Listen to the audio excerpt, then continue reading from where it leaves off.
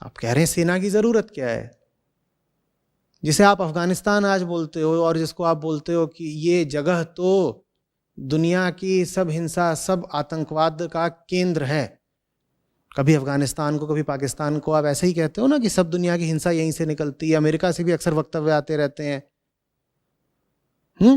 Pakistan is the epicentre of all global terrorism. Afghanistan वही जगह था जहां गांधार कला ने अपना यौवन पाया था, जहां बुद्ध की शिक्षा सबसे ज्यादा फली फूली थी और प्रसारित हुई थी। बताओ ना, कहां है बुद्ध अफगानिस्तान में आज? कहो।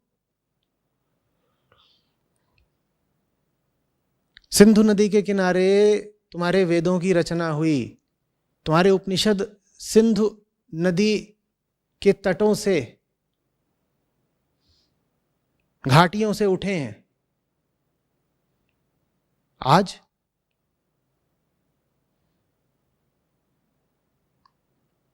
बामियान में बुद्ध की प्रतिमाएं थीं। मैं कॉलेज में हुआ करता था, उन दिनों की बात है। और तालिबान ने बुद्ध की प्रतिमाओं को पहले से पूरी दुनिया को बता के, 1 महीने 2 महीने पहले से बता करके, उन सब प्रतिमाओं को जो हजारों साल पुरानी है, उन्हें बम से उड़ाया। ये होता है जब किसी क्षेत्र के पास कला होती है, बुद्धि होती है, धर्म होता है, अध्यात्म होता है, संस्कृति होती है, पर सेना नहीं होती। ये होता है। जाओ आज तुम पुनः बुद्ध का शांति का संदेश कर लो ना प्रसारित अफगानिस्तान में, जाओ कर लो। आज से करीब 20 साल पहले की बात होगी। संयुक्त राष्ट्र संघ ने बड़ा हल्ला मचाया, भारत ने भी विरोध किया, लेकिन तालिबान को रोक नहीं पाए। उन्होंने पहले ही कहा, उन्होंने कहा ये तो बुत हैं और बुतों का हमारे विचार में कोई स्थान नहीं, तो ये बुद्ध की जितनी प्रतिमाएं हैं इन सब को हम उड़ा देंगे। उन्होंने उड़ा भी दी, हजारों साल पुरानी प्रतिमाएं। चिकित्सालय बहुत अच्छी चीज है, विश्वविद्यालय बहुत ऊंची बात है, धर्म, कला, संस्कृति, विचार की ऊंची से ऊंची उड़ान, ये सब बहुत बढ़िया है, लेकिन इन सब को सुरक्षा और संरक्षण चाहिए।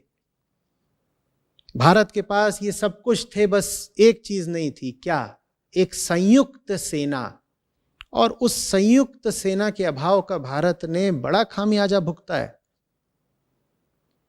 भारत अपने इतिहास में आज सामरिक रूप से जितना सक्षम है उतना कभी नहीं था। और इतने सामर्थ्य के बाद, इतने सामरिक सामर्थ्य के बाद भी तुम देखते ही हो कि डोकलाम में क्या हो जाता है और गलवान वैली में क्या हो जाता है। देख रहे हो ना, पुलवामा में क्या हो जाता है। ये सब तब है जब आज भारत जितना तैयार है इतना अपने इतिहास में कभी नहीं था। तो सोचो, इससे कुछ कम तैयारी हो अगर सेना की तो क्या होगा। सकल घरेलू उत्पाद, जीडीपी के प्रतिशत के तौर पर भारत अपनी सेनाओं पर जितना खर्चा करता है उससे दूना खर्चा हमारे पड़ोसी देश करते हैं।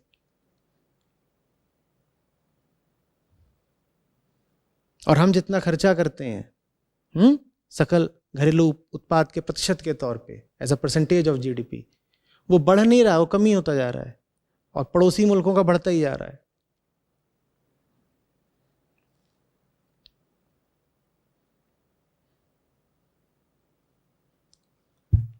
उसके बाद लोगों का कहना है नहीं, सेना तो बेकार की चीज है, सेना की जरूरत क्या है। सेना निश्चित रूप से हटा देना, पर तब हटा देना ना जब आदमी और आदमी के बीच का द्वेष भी गिर जाए, और जब दुनिया के सब राष्ट्रों में अध्यात्म की और करुणा की और बंधुत्व की ज्योति जग जाए। जब दुनिया के सब देश ये कहने लग जाए कि हमें दूसरे से कोई रंजिश नहीं, कोई द्वेष नहीं, हम दूसरे को ना मारना चाहते हैं, ना लूटना चाहते हैं, न ही हम दूसरे का धर्मांतरण कराना चाहते हैं। जब सब देश ऐसा कहने लग जाएं, तब तुम दुनिया की सब सीमाएं निश्चित रूप से गिरा देना, और फिर तब किसी सेना की जरूरत भी नहीं होगी।